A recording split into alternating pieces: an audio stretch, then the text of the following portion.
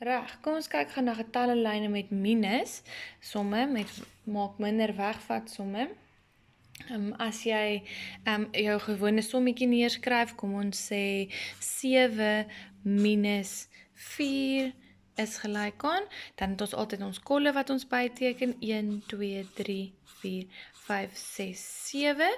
Hoeveel moet ek wegvat? Ek moet 4 wegvat, 1, 2, 3, 4. Ok, nou vra juffrou vir jou om dit vir my op 'n getallyn te gaan wys. So kom ons kyk na die getallyn.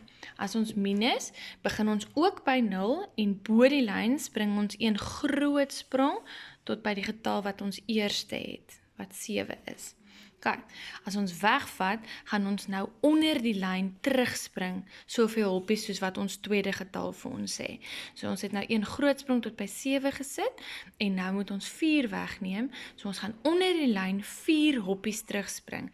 1, 2, 3, 4, en ek kry 3, en as ek daai gaan toets en sien 1, 2, 3 het oorgebly, dan sien ek my antwoord is reg.